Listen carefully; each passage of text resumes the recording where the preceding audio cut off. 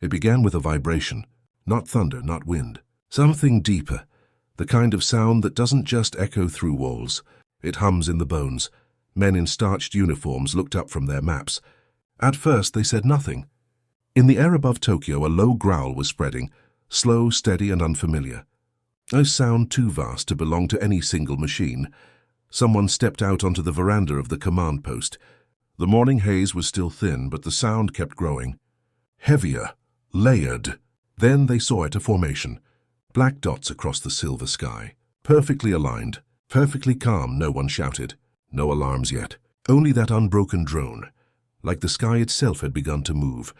Officers froze mid-step, their discipline dissolving in quiet disbelief. This wasn't the scattered air raids they knew. This was something else. In that moment, silence and sound merged into one, a noise too enormous to comprehend and yet too ordered to dismiss. The air was no longer theirs. One man whispered almost to himself, "How many?" No one answered. The others simply watched, their reflections trembling on polished floors as the bombers passed overhead. Every second felt stretched thin, as if time itself hesitated. The rumble rolled across the city, bouncing off glass, off steel, off memories of invincibility. And somewhere deep inside the command hall, a thought began to take shape. If this was the beginning, what could possibly be left standing at the end? But no one dared speak that aloud. Not yet. Instead, they watched the horizon darken, their faces caught between awe and terror. And as the bombers moved in perfect, deliberate rhythm, it wasn't just power they saw. It was the proof of something far more devastating, that their world, their empire, could be reached. The men returned to their maps. Hands shook slightly as they traced lines that no longer made sense. Reports came in, fragmented, contradictory, yet all carried the same undeniable truth. The bombers had passed, and the city below burned, but still denial clung. Perhaps only a few targets, one officer muttered. Another shook his head. It cannot be total. Our defenses, our fighters. They spoke as if the words themselves could reshape reality. As if repetition might conjure a world where the horizon remained intact. Voices grew louder. Arguments flared. Orders were given. Scrambled fighters, reposition anti-aircraft guns, and yet the reports contradicted every expectation. Every calculation, every intelligence report, every assumption fell flat against the evidence overhead. Outside, the streets were quiet, almost peaceful. Inside, tension coiled tight. Men who had trained for decades, who had lived their lives in obedience and certainty, now faced something beyond comprehension. Something not just mechanical, but psychological. Each officer clung to a fragment of hope. Maybe the reports are exaggerated. Maybe the enemy has overextended. Maybe tomorrow will restore what today has shattered. But even as they spoke, a deeper fear crept into their bones. They sensed it in the silence between the radios, in the tremble of maps pinned to the wall, in the unnatural calm of the horizon after the roar had passed. This was not a simple air raid. This was a statement, a deliberate, precise, and overwhelming display of power. And it left no room for fantasy. Still, denial lingered. Still, human pride and discipline fought against instinct. They argued, they calculated, they debated, all while the truth pressed silently against the edges of their minds. And in that quiet, almost imperceptible moment, the first seeds of realization were planted. The morning haze burned away, revealing smoke that clawed into the sky. Reconnaissance reports arrived, one after another. Photographs, eyewitness accounts, fragmented radio messages. The scale of destruction was staggering. Entire districts reduced to ash. Factories, hospitals, neighborhoods gone in an instant. For the first time, hesitation gave way to clarity. It wasn't just a raid. It was a demonstration of absolute power. And it had reached everywhere. Officers stared at the maps, at grids they once believed represented control. Now those lines were meaningless. No amount of strategy, no training, no spirit could defend against this. The illusion of invincibility shattered like glass under a hammer. Some tried to rationalize still. It's a single attack, a warning. We can regroup, strike back, recover. But each report crushed these hopes. Each photograph screamed a truth that words could no longer deny. The silence in the command hall was heavier than any explosion. No one moved. No one spoke. Even the air seemed to pause, waiting for acknowledgement that what they faced was beyond comprehension, and in that silence, a new emotion settled. Fear tempered with awe. They saw the future written not in plans or orders, but in ruins, in smoke rising from every corner of the city, in the evidence that resistance was already futile. The empire they had believed unshakable was, in a single morning, revealed as fragile. The officers felt it in their hands, in the stiffness of their shoulders, in the quiet realization that the world they knew, the one built on certainty, pride, and control, had been rewritten in minutes. No longer could they cling to hope. The truth stood before them, stark and unyielding. The command hall had grown still. Even the ticking of clocks seemed muffled.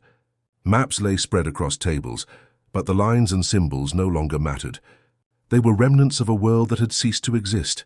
Men who had spent their lives believing in honor, duty, and the unbreakable spirit of their nation now sat in quiet disbelief. Their faces were pale, eyes hollow. No speech could restore the illusion. No strategy could reverse the devastation they had witnessed. Some grasped at old concepts. "We fight until the last man," one whispered. Another nodded mechanically, as if repeating ritual could stave off reality. But inside, each knew the lie. The illusion of control had shattered. Outside, the city burned and smoldered. Smoke rose in columns like monuments to failure. The roar of engines had faded, but its echo remained, a constant, oppressive reminder that nothing could stop what was already in motion. Pride and ideology collided with the cold facts of destruction. Decisions became futile gestures, orders meaningless commands. Even the strongest officers felt the weight of inevitability pressing down. The realization that their culture, their history, their discipline could not shield them from overwhelming force. For the first time, the command understood victory was no longer possible. The empire's power had existed only in belief, and belief alone could not withstand this reality. The psychological armor of officers, once as formidable as any weapon, now lay in fragments, and in the silence that followed, resignation began to take root. Not surrender yet, but the acknowledgement that the path forward was already dictated by forces beyond their control. At last the room fell into quiet that was different from before. It was no longer tense disbelief or frantic denial. It was stillness, absolute. The officers sat staring at the maps that had once guided armies. Lines and borders meant nothing now. All that remained were ruins, smoke, and the immutable truth of power they could not contest. They had prepared for war, trained for glory, clung to honor, yet the war had moved beyond their reach. What once seemed invincible was fragile. What once inspired courage now inspired only the hollow echo of loss. Outside, the city whispered its devastation. Windows blackened with soot. Streets flattened. Fires burned in rhythms no human hand could control. And in that quiet, the officers understood the final lesson of the morning. Ideals, pride, and tradition could not shield a nation from reality. No one spoke the word surrender. It was unnecessary. Silence carried it. Every glance, every breath, every measured heartbeat acknowledged that resistance had ended long before the ink could dry on any paper. They would live to see the empire diminish. They would remember what had been lost. And history, impartial as ever, would record only the outcome. But in that stillness, in that moment of cold clarity, they glimpsed something more human than strategy or discipline. The acceptance that defeat is not always declared with words. It is written in silence, in smoke, in the realization that the world is larger, stronger, and indifferent to human pride. And so they sat, watching the horizon darken, listening to the echo of engines that had long gone, and felt the weight of a truth they could no longer escape. The roar of the engines had faded completely. Only the wind moved now, carrying ash and dust across streets that had once thrummed with life. The city was unrecognizable, familiar shapes reduced to rubble, familiar sounds replaced by the hush of devastation. Officers walked slowly among the remnants of their world. No commands were given, no orders enforced. Even the discipline that had defined them seemed to dissolve in the weight of what they had witnessed.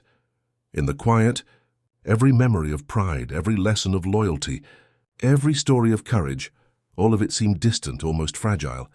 They had fought to defend honor, to preserve ideals, to assert control.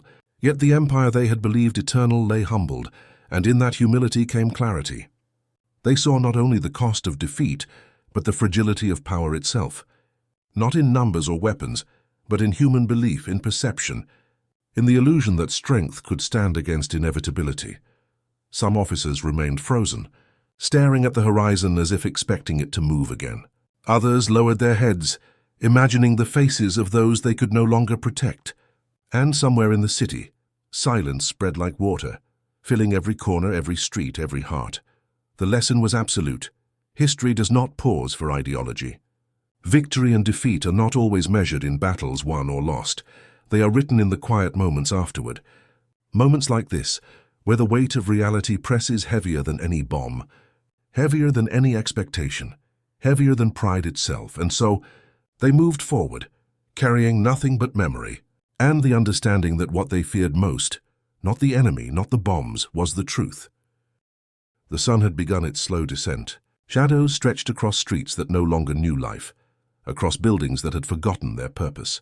The air was heavy with ash, and with the weight of lessons learned too late. Officers stood quietly, no words spoken, no gestures made. The discipline that had guided them through war now only marked the rhythm of silent acceptance. They had survived, but survival no longer felt like victory. It was a testament to endurance, not to strength. In those final moments, they understood fully what had eluded them before, that power is never absolute, that pride is fragile, and that history's judgment is impartial, merciless, and final. They looked back once more at what remained of the city, at the ruins that carried stories of bravery, of despair, of human fallibility. And they saw themselves reflected in those ruins, not as heroes, not as conquerors, but as witnesses to inevitability. No one spoke. There was nothing to say. Every calculation, every strategy, every belief had led to this truth, that defeat is not only measured in territory lost or battles failed, but in the silent acknowledgement of what cannot be changed. And as the last light faded from the horizon, they carried a single unspoken understanding, that survival is not always triumph. That memory can be heavier than any burden, and that the cost of seeing the truth is a weight that never lifts. Years would pass, yet the sound of those engines, the shadow of that formation, remained. It lived in the minds of the officers, in the memories of the cities they had tried to protect, in the silence that had followed the roar. The empire's streets would rise again, buildings rebuilt, lives resumed. But in every stone and in every whisper, the memory lingered, of the fragility of power, of the suddenness with which certainty can vanish, and of the human cost hidden behind maps and orders. The men who had once trembled now carried the burden of history, their pride, their discipline, their ideology, all tempered by the knowledge of failure. They had faced the ultimate truth, that no empire, no matter how grand, is immune to forces beyond its control. And in that quiet reflection, they understood something deeper. Victory and defeat are fleeting. Only memory, only the lessons engraved in silence endure. Somewhere in the ruins that remained, echoes whispered of what had been lost.